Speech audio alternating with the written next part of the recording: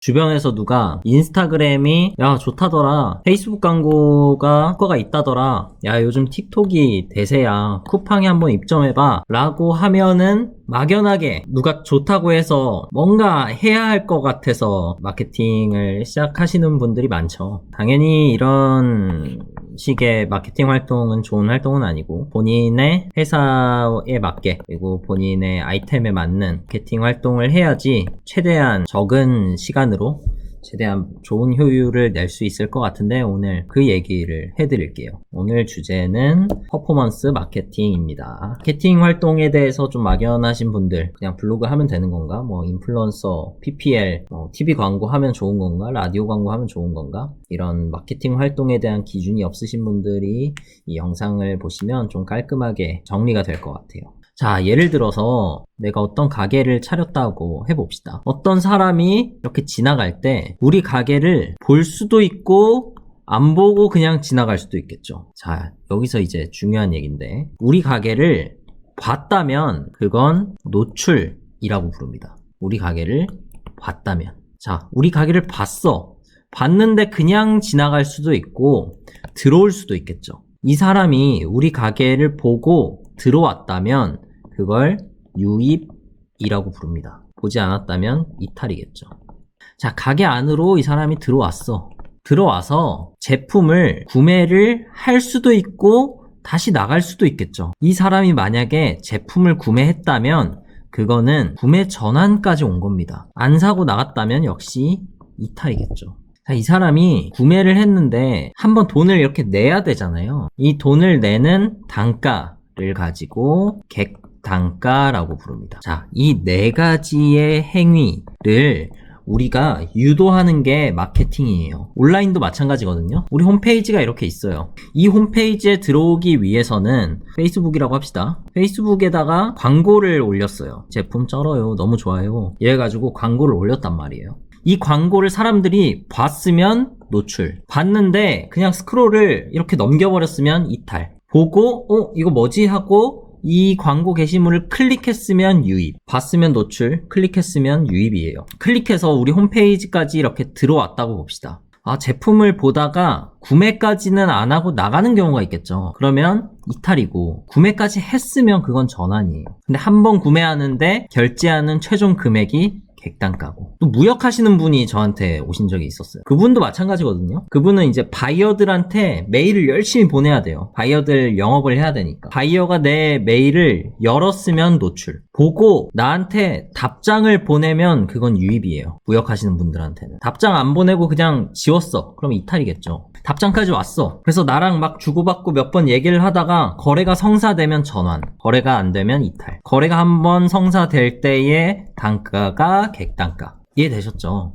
자, 여기서 피터 드러커, 우리 마케팅의 아버지의 말을 듣고 지나갈 필요가 있는데, 진짜 유명한 말을 했어요. 측정할 수 없는 것은 관리할 수 없다. 퍼포먼스 마케팅의 첫 번째는 측정입니다. 측정. 우리 가게 또는 우리 홈페이지에 노출되는 양, 우리 홈페이지의 유입률, 우리 홈페이지의 전환율, 우리 홈페이지의 객단가를 모르는데 어떻게 마케팅을 할 수 있겠어요? 일단 모두 측정이 가능해야 돼요. 그게 첫 번째입니다. 온라인은 좀 쉽거든요. 근데 오프라인은 조금 애매한 게 있어요. 온라인은 보통 관리자 페이지에 들어가서 통계 이런 거 눌러보시면은 얼마나 사람들이 들어왔고 그 중에서 얼마나 구매를 했고 이런 것들이 다 나오거든요. 객단가가 얼마고 이런 것들을 다 쉽게 볼 수 있어요. 만약에 통계 기능이 없는 어드민이라면은 페이스북, 픽셀이라든지 구글, 애널리틱스 같은 거를 우리 사이트에다가 심을 수 있거든요. 그러면은 어떤 사람이 우리 홈페이지에 들어와서 이 사람이 뭘 클릭했고 어느 페이지에서 몇 분 동안 보다가 어느 페이지로 넘어갔고 언제 이탈을 했는지까지 다 볼 수 있어요. 근데 온라인은 이렇게 트래킹이 다 가능한데 오프라인은 조금 어렵죠. 어떤 사람이 우리 가게에 몇 명이나 들어왔는지, 몇 명이나 우리 가게를 보고 지나쳤는지 이런 것들을 알기가 좀 쉽지가 않잖아요. 근데 그거를 측정하셔야 됩니다. 전 반드시 측정해야 된다고 봐요. 그렇지 않으면 관리를 할 수가 없어요. 그래서 저희는 알바생들을 일을 시켜놓고 매니저 한 명이 근처에서 가만히 지켜보면서 체크를 하게 만들어요. 몇 명의 사람이 우리 가게 앞을 지나갔고 그 중에 몇 명이 봤고, 그 중에 몇 명이 들어왔고, 들어온 사람 중에 몇 명이 구매를 했고, 이런 것들을 체크하도록 제가 시킵니다. 그걸 모르는데 어떻게 마케팅을 할 수 있겠어요? 어느 부분이 약한지 알 수가 없는데, 이미 전환율이 너무 높은데 전환율과 관련된 마케팅을 활동을 한다는 거는 되게 비효율적인 마케팅 활동이거든요. 자, 이제 이 기준을 가지고 본인 회사에 적용하시면 돼요. 다시 예를 들어서 1만 명이 내가 만든 광고를 봐요. 그 중에서 1%가 들어온다고 칩시다. 그러면은 100명이 들어오는 거죠. 근데 들어오는 사람 중에 3%만 전환을 해. 그러면은 3명이 구매하는 거예요. 딸랑. 객단가가 3만원이야. 한 명이 구매할 때 평균. 그러면은 매출은 얼마? 9만원이 나오는 겁니다. 1만 명한테 노출했는데 매출이 딸랑 9만원 밖에 안 나와요. 너무 아쉽죠? 이런 회사가 주로 저한테 옵니다. 와서 좀 도와주세요 하면은 제가 딱 이 식을 그려놓고 하나씩 보는 거예요. 와, 이 회사는 유입률이 너무 아쉽다. 1% 너무 아쉬운데? 이거 한번 끌어올려 볼까? 유입률을 높이려면 어떻게 해야 될까? 이 회사가 광고하는 걸 봤더니 컨텐츠가 너무 후져. 사진도 좀 더 예쁜 걸로, 자극적인 걸로 바꾸고, 문구도 당장 들어오면은 뭐 몇 % 할인해 줍니다. 사람들이 클릭하게 만들어야 될 거 아니에요. 텍스트도 좀 바꾸고, 사진도 되도록이면 영상으로 좀 바꾸고 해서 유입률을 5%까지 끌어올렸어, 내가. 자, 5%까지 우리 끌어올렸으니까 이제 전환율을 좀 더 올려봅시다. 저희 회사는 전환율이 10%에서 15%까지 나오거든요. 전환율을 높이려면 어떻게 될까? 왜 97%의 사람들은 다 이탈하고 나가지? 우리 홈페이지까지 왔는데 100명 중에 97명은 왜 나갈까? 봤더니 결제가 너무 어려워. 툭툭 몇 번 눌러서 결제가 바로 진행돼야 되는데 결제하다가 사람들이 다 나가는 거야. 그래서 간편 결제 같은 것도 탑재하고 좀 쉽게. 두 번째로 상세 페이지를 좀 더 매력적으로 만드는 거죠. 봤더니 상세 페이지가 무슨 텍스트 몇 개만 넣고 이미지 몇 개 넣고 이걸 사라는 거야 말라는 거야. 그러면 안 되겠죠. 짤도 좀 넣어주고 상세 페이지를 쭉 보다 보면 이건 살 수밖에 없는 그런 상세 페이지로 구성을 해주는 겁니다. 그래서 전환율을 10%까지 끌어올렸어. 자, 이제 유입률도 올렸고 전환율까지 올렸어. 이제 객단가를 한번 좀 더 올려봅시다. 객단가를 높이려면 어떻게 해야 될까요? 이런 거죠. 세트 상품 2개를 사면 하나를 더 드립니다. 사은품으로 뭘 좀 더 드릴게요. 5만원 이상 구매하면 무료 배송, 이런 간단한 혜택 같은 걸로도 객단가를 훨씬 많이 높일 수 있어요. 가게 같은 경우에는 앉아서 먹었는데 이게 너무 맛있어서 집에 있는 엄마가 너무 생각나게 만들어서 엄마를 안 사주면은 불효자가 되는 그런 느낌을 만들어주는 거예요. 그래서 먹었는데 나가면서 한 번 더 사갈 수 있게. 그래서 객단가를 5만원까지 올렸어. 그러면 다시 계산해볼게. 노출 1만 명에 유입률 1%, 전환율 3%, 객단가 3만원에 매출이 9만원이었잖아요. 1만 명이 똑같이 봤어, 내 광고를. 근데 유입률이 5%예요. 그러면 500명이 홈페이지에 들어왔죠. 전환율을 내가 10%까지 끌어올렸어. 상세 페이지 막 쩔게 만들고 간편 결제 그냥 누르면 바로 결제야. 50명이 구매를 합니다. 객단가를 5만원 이상 무료 배송도 하고 뭐 세트 메뉴도 만들고 5만원을 쓸 수밖에 없게 만들었으면 매출이 얼마? 250만원. 똑같은 광고비를 써서 똑같은 수의 사람들한테 보여줘도 이 마케팅 퍼포먼스에 따라서 매출이 9만원에서 250만원까지 끌어올려지는 거예요. 근데 사람들은 마케팅이라고 하면은 그저 광고만 생각해요. 광고만. 그러면 어때? 여기 밑빠진 독, 밑빠진 독, 밑빠진 독. 독에 빵꾸가 3개가 뚫려 있으니까 광고비를 아무리 쏟아부어도 매출이 안 나오는 거예요. 가게를 예로 들면 일단 노출이 잘 되려면 좋은 상권에 있어야 되고 사람이 많이 다니는 데 있어야 되고 그걸로 끝나면 안 돼요. 간판이 잘 보이게 해야 되고 사람들이 지나가다가 이렇게 볼 수밖에 없게 만들어야 돼요. 그게 노출. 봤는데 들어가기가 싫어. 그냥 지나칠 수도 있잖아요. 어떻게 하면 들어가게 만들까? 문을 열어놓는다든지 좋은 냄새가 흘러나오게 한다든지 아니면 뭐 사람이 나와서 시음 행사가 있다고 크게 붙여놔서 사람들이 가서 맛이라도 볼까? 하고 쉽게 문턱을 쉽게 넘을 수 있게 만든다든지. 유입률. 들어왔어, 사람들이. 들어왔으면 구매를 해야 될 거 아니야. 구매를 하려면 일단 DP가 잘 돼 있어야겠죠. 결제가 메뉴판을 봤는데 다 영어야. 이런 데들 많죠. 눈에도 안 보이고 막. 사람들이 와서 들어왔는데 왜 나갈까, 이 사람들이? 불친절하다든지 아니면 주방이 보이는데 주방이 너무 더러워. 깨끗하게 만들어야 된다든지. 마지막으로 객단가 아까 말했죠. 하나를 구매하면 뭔가 옆에 세트 상품이 짜라라 있어가지고 얘만 구매하면 안 될 것 같은 그런 기분. 마카롱을 사러 갔는데 하나만 사러 갔는데 박스가 6개짜리고 그 6개 세트로 사면은 10% 할인까지 해주네. 갑자기 막 동생 생각이 나면서 엄마 생각이 나면서 이걸 안 사면 안 될 것 같은 그런 느낌. 객단가를 높여줍니다. 자, 이 중에 딱 하나만 2배가 올라도 매출이 2배가 돼요. 자, 마지막으로 가장 중요한 재구매. 재구매는 매출의 축적이에요. 내가 막 개고생해서 노출 만들고 유입, 전환, 객단까지 만들었는데 사람들이 우리 가게는 한 번 구매하면 더 이상 안 와. 그러면 어떻게? 이 개고생을 또 해야 되는 거예요. 신규 고객을 창출하는 거는 진짜 많은 돈이 들고 많은 노력이 필요하거든요. 근데 재구매는 돈이 안 들고 매출이 축적돼요. 내가 신규 매출로 한 달에 100만원을 만들었어. 근데 이 중에 50%가 재구매를 하네. 그러면 50만원은 일단 먹고 들어가는 거예요. 그러면 내가 똑같은 활동을 하면 100만원이 또 쌓이는 거예요. 50만원 위에 100만원. 근데 재구매율이 또 50%야. 그러면 100만원이라는 든든한 매출이 이 활동을 하지 않아도 생긴다는 소리거든요. 그 위에 또 이 활동을 해. 또 매출이 쌓여. 또 활동을 해. 또 매출이 쌓여. 재구매가 가장 무섭고 가장 주의를 기울여야 하는 마케팅 활동이에요.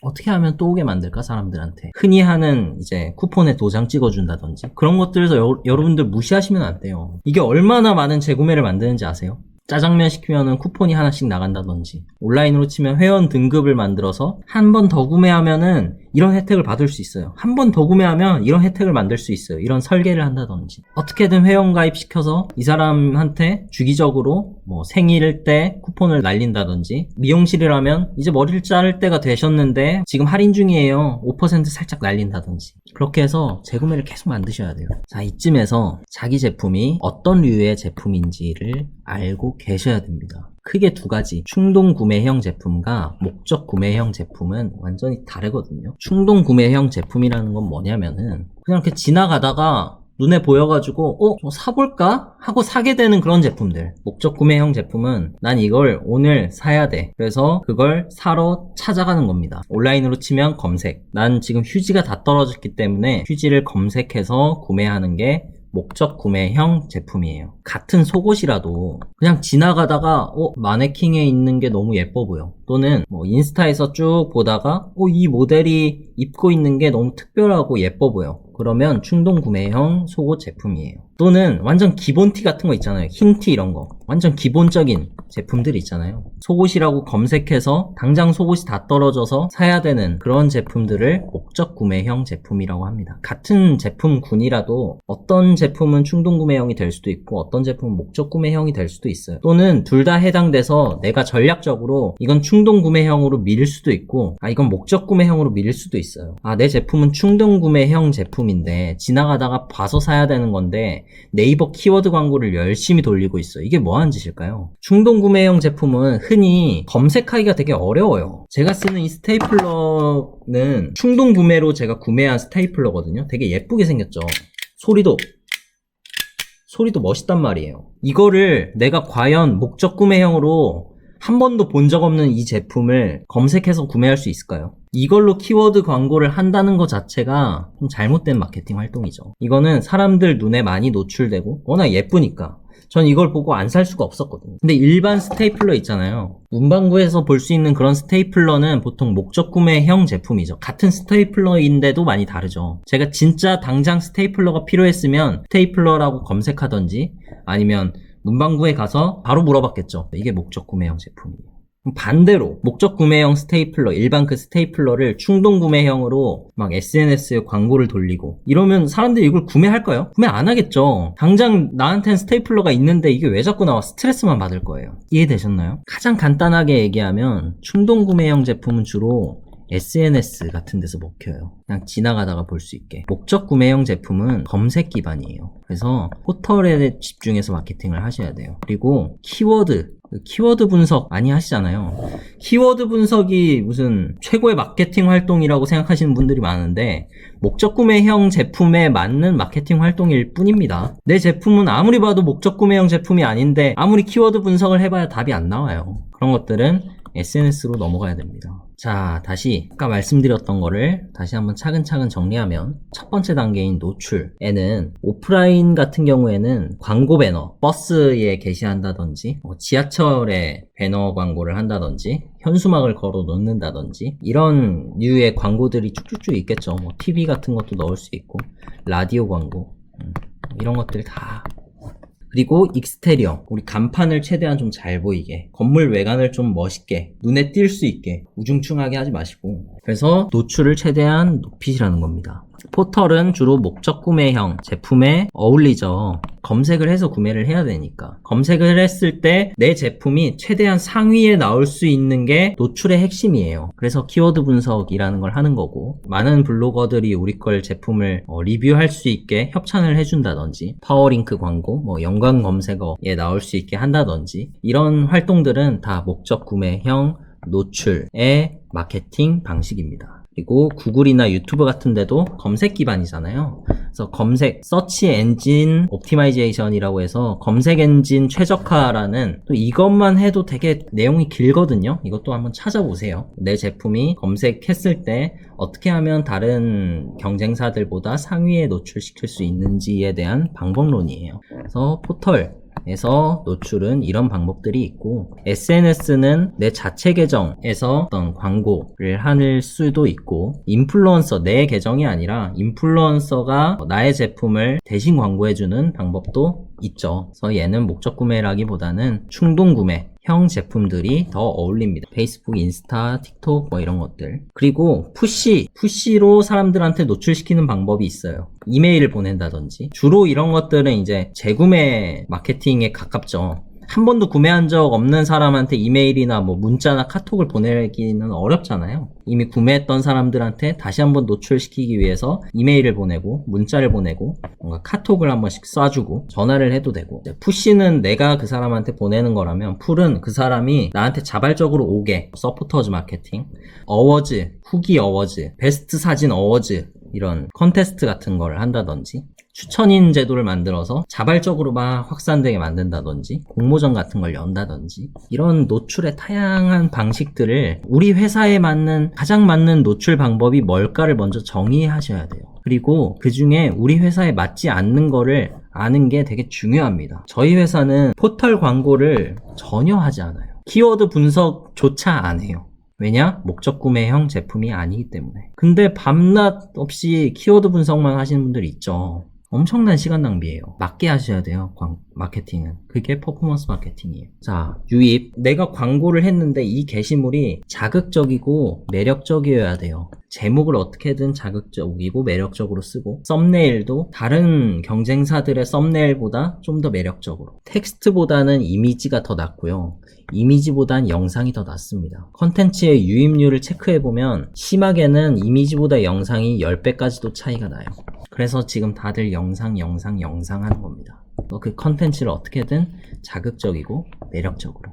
이제 우리 홈페이지까지 들어왔어. 또는 우리 가게까지 들어왔어요. 그러면 전환시켜야죠. 구매하게 만들어야 된단 말이에요. 가장 중요한 건 사실 상세 페이지예요. 상세 페이지에서 논리적이어야 되고, 직관적이어야 되고, 가격이 합리적이어야 되고, 구색이 갖춰져 있어야 돼요. 구색이 갖춰져 있다는 거는 바늘을 사러 왔는데 실을 안 팔아. 그러면 또 실 사러 다른 회사 홈페이지에 들어가야 되잖아요. 구색이 다 갖춰져 있으면 우리 홈페이지에서 이탈하지 않고 구매를 쫙 할 수 있겠죠. 스테이플러는 파는데 스테이플러 심을 안 파네. 그럼 또 이탈한단 말이에요. 심사러. 그러니까 내 제품과 연관된 제품들은 좀 구색을 갖춰 주셔야 돼요. 그게 객단가를 높이는 방법이기도 하고, 제품 신뢰성, 이 제품은 안전합니다, 이 제품은 인증을 받았어요, 허가를 받았어요, 이런 특허를 받았어요, 이런 것들 막 올려놓죠. 상세 페이지 맨 하단에 보면 이런 것들이 아무것도 아닌 것 같아도 소비자한테 엄청난 신뢰를 주거든요. 그래서 이런 인증서나 이런 것들이 있다면 하단에다가 쭉 놓는 게 굉장히 좋습니다. 그 다음 중요한 거, 결제. GA라 그러거든요. 구글 애널리틱스를.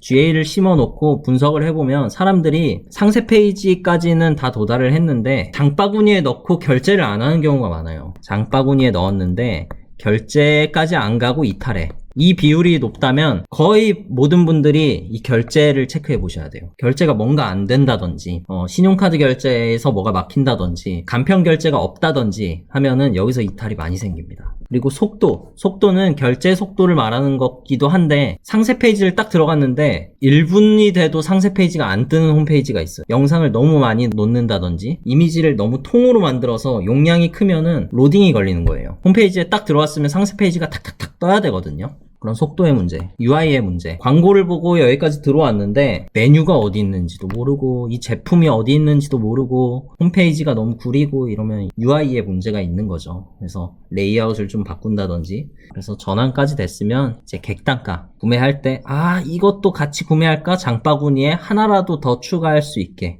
배송비 48,000원을 담았는데 2,000원만 더 담으면 배송비가 무료래. 이런 것들의 장치들을 좀 심어놔서 객단가를 높일 수 있게. 그리고 여기까지 했으면 가장 중요한 재구매, 가입을 유도하고, 회원 등급을 촘촘히 설계해놓고, 친절이라든지 맛이라든지 퀄리티 이런 것들은 재구매에 너무 기본적인 거라서 내가 안 쓴 거예요. 지금은 퍼포먼스 마케팅에 대해서 얘기를 하고 있으니까. 자, 제가 이렇게 말씀드린 거는 통합적인 퍼포먼스 마케팅의 뭐랄까 정석이에요. 정석. 근데 이 안에서 뭐 유입 내에서도 제목 하나만 가지고도 컨텐츠 하나가 나오거든요.